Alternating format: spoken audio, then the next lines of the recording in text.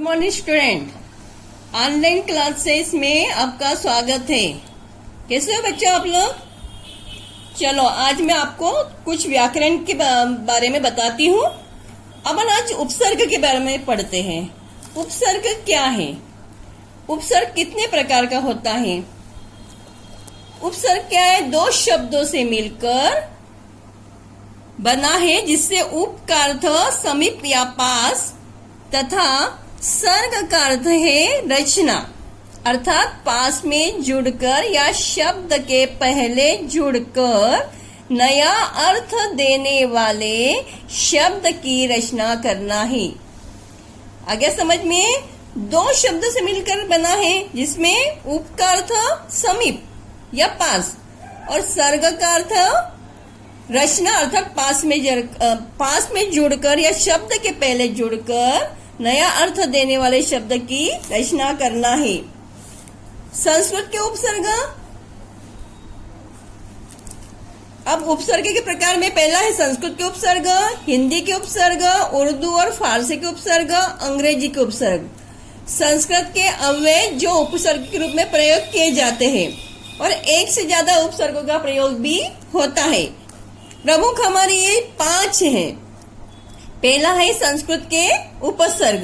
इसके अंदर अति, अधि, अनु, नि, प्रति, परि। हिंदी के उपसर्ग में अ, अन, क, कु, भर, बिन। उर्दू और फारसी के उपसर्ग में अल, कम, गैर, ब, ला। अंग्रेजी के उपसर्ग में सब, डिप्टी, वाइस जनरल आदि। अब हम सबसे पहले पढ़ेंगे संस्कृत के उपसर्ग। संस्कृत के उपसर्ग में देखो, आपने को पहले इस तरह का वर्गीकृत करना है उसको। नंबर 1 पहले अपन लिखेंगे उपसर्ग, फिर लिखेंगे पहले उपसर्ग लिखेंगे, फिर उसका अर्थ और उसका उदाहरण। अब अपना उपसर्ग क्या है? संस्कृत का पहला है प्र।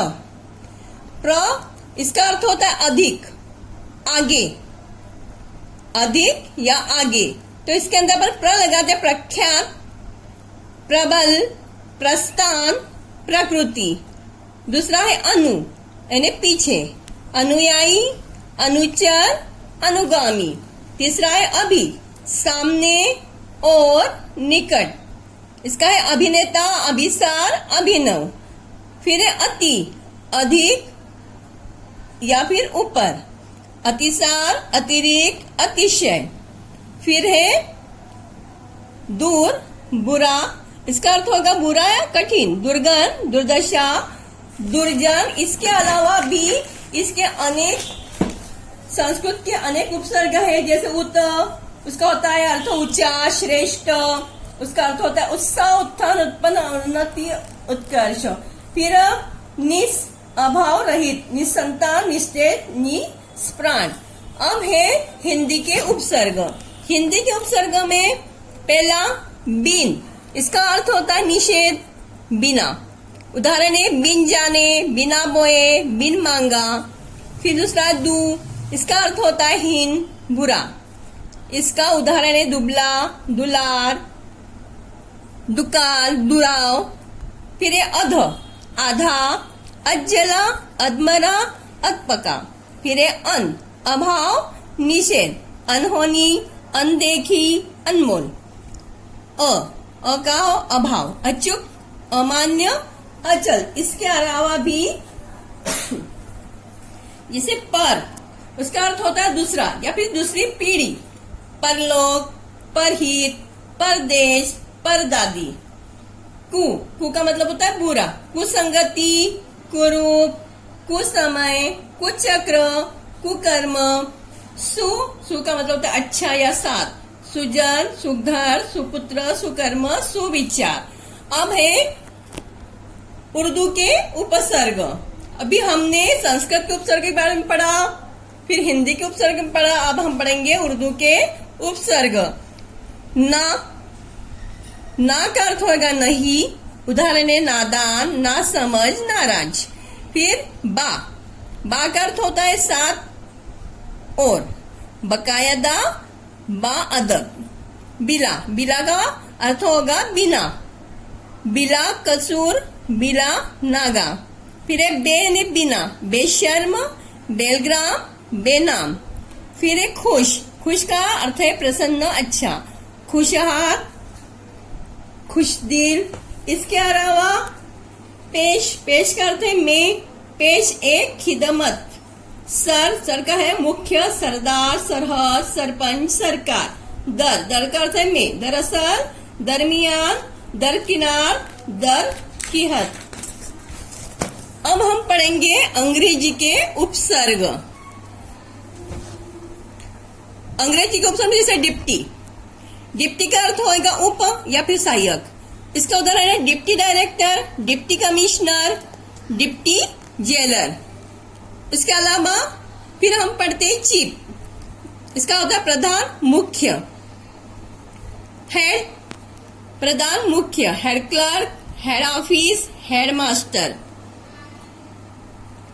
फिर है वाइस, सहायक, vice president, vice principal, vice captain. General, प्रधान, जनरल सेक्रेटरी, जनरल मैनेजर। अब हम पढ़ेंगे उपसर्ग के रूप में संस्कृत के अव्यय। उपसर्ग अ, अर्थ है निषेध। अब इसका अव्यय जैसे अप्राकृतिक, अचेत, अभाव, अनीति, अज्ञान। अन का निषेध, अनर्थ, अनंत, अनाधिकृत। अलम का मतलब है पर्याप्त, अलंकृत, अलंकरण, अलंकार। चिर, बहुत, चिरयुवा, चिरस्थायी, चिरकार, चिरनिंदा। इस प्रकार हमने हिंदी भाषा में शब्द रचना 3 प्रकार से की जा सकती है, ये सीखा। उपसर्ग द्वारा, प्रत्यय द्वारा, समास द्वारा।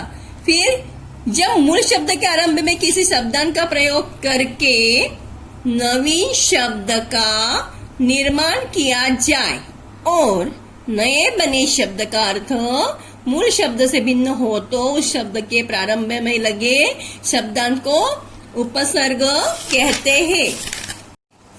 अब हम प्रत्यय के बारे में पढ़ेंगे। प्रत्यय क्या है? प्रत्यय प्रति अय, प्रति प्लस अय, प्रति अर्थात साथ में, किंतु बाद एवं अय का अर्थ है चलने वाला। प्रत्यय का शाब्दिक अर्थ है पीछे चलने वाला। जैसे पढ़ाई, बचपन, तैराक, खिलौना। उपयुक्त शब्दों में पढ़ाई मूल शब्द पढ़, बचपन मूल शब्द बच्चा, तैराक मूल शब्द तैर, खिलौना मूल शब्द खेल। इन शब्दों में आई,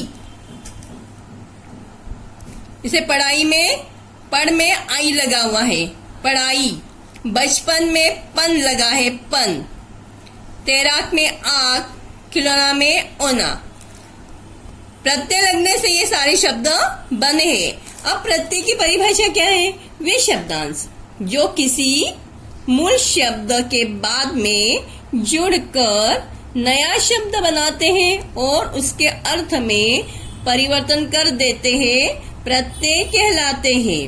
अब प्रत्यय के भेद, प्रत्यय के कितने भेद है? प्रत्यय के मुख्य 2 भेद है, कृत प्रत्यय, तद्धित प्रत्यय। अब कृत प्रत्यय क्या है? क्रिया या धातु के पश्चात लगने वाले प्रत्यय को कृत प्रत्यय कहते हैं और उसके मेल से बनने वाले शब्द कृदंत कहलाते हैं। जैसे गाने वाला में वाला कृत प्रत्यय है। दूसरा है तद्धित प्रत्यय, संज्ञा, सर्वनाम और विशेषण के पश्चात लगने वाले प्रत्येक तद्धित प्रत्यय कहलाते हैं। जैसे मानो प्लस ता, मानवता। अब मानव में ता ये प्रत्यय लगा हुआ है। अपना प्लस पन, अपना में पन प्रत्यय लगा हुआ है, अपनापन। अच्छा प्लस आई, अच्छा में आई यह प्रत्यय लगा हुआ है। यह ता पन आई तद्धित प्रत्यय है। इसके और है प्रत्यय के उदाहरण है जैसे एरा। अब इसके अंदर लुटेरा, धनेरा, कमेरा, एत, लठेत, डकेत, ओढा, हंसोडा, भंगोडा.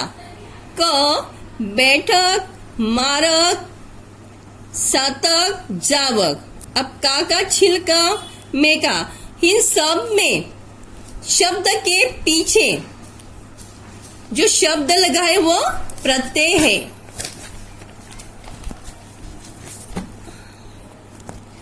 अब इसके अंदर अरबी और फारसी के भी कुछ प्रत्यय हैं. आना, जैसे मेहनत, ताना, घटाना. ई, दोस्ती, दलाली. कार, काश्तकार, पेशकार. खाना, सफा खाना, कारखाना, दौलत खाना, दवा खाना. खोर, घूसखोर, चुगलखोर, आदमखोर. इसके बाद गिरी, बाबूगिरी, कुलगिरी. दान, इत्रदान, फूलदान, श्रीदान, बलिदान. दानी, चायदानी, गोंदानी. नवीस, अर्जिनवीस, नकल नवीस. बंद, कमरबंद, बिस्तरबंद, नजरबंद. बाजी, चालबाजी, आतिशबाजी, पतंगबाजी. इस तरह के हम शब्द में मूल शब्द, निर्मित शब्द आदि लगाते हैं. हमने क्या सीखा? प्रत्यय के अंदर मूल शब्द के अंत में जुड़कर नए शब्द का निर्माण करने वाले शब्दांश को प्रत्यय कहते हैं. क्रिया धातु के अंत में जुड़कर नए शब्दों का निर्माण करने वाले प्रत्यय कृत प्रत्यय कहलाते हैं. संज्ञा, सर्वनाम, विशेषण आदि के अंत में लगाकर नए शब्द का निर्माण करने वाले प्रत्यय तद्धित प्रत्यय होते हैं. हम हमने उपसर्ग और प्रत्यय पढ़ाया. उपसर्ग क्या?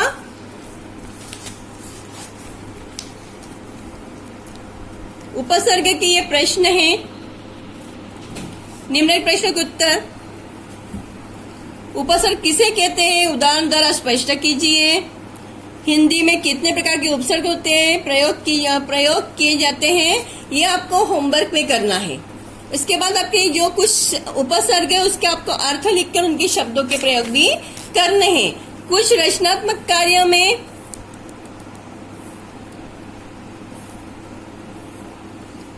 नीचे लिखे शब्दों में उपसर्ग छांटकर अलग करना है. उपसर्ग का अर्थ भी लिखना है. सुपात्र, सुगम, सुकवि. इसमें आपने सु लगाया है तो ये आपने बनाया. इसी प्रकार यहाँ पे भी आपने करना है. आमरण, आरोह, आगमन. बेशर्म, बेनाम, बेअकल. यहाँ पे आपको उपसर्ग का अर्थ लिखना है. हमराह, हम उम्र, हम वतन. खुशहाल, खुशबू, खुशदिल. भरपूर, भरसक, भरपेट. प्रत्यय किसे कहते हैं? प्रत्यय के मुख्यतः कितने भेद होते हैं, इसके उदाहरण द्वारा आपको बताना है. उपसर्ग और प्रत्यय के मध्य में क्या अंतर होता है ये भी आपको बताना है. कृत प्रत्यय के कितने भेद है, सभी के दो दो उदाहरण लिखिए. तद्धित प्रत्यय किसे कहते हैं, इसके कितने भेद होते हैं. अब हमारे रचनात्मक कार्य में नीचे बनी यातायात बत्ती का प्रत्येक रंग एक प्रत्यय दे रहा है. इस प्रत्यय को बनाने वाले दो दो शब्द लिखिए. साज कर आऊं. आज हमने उपसर्ग और प्रत्यय के बारे में पढ़ा है जो आपको अच्छे से समझ में आ गया है. अब आप घर से इसको होमवर्क में करके लाना.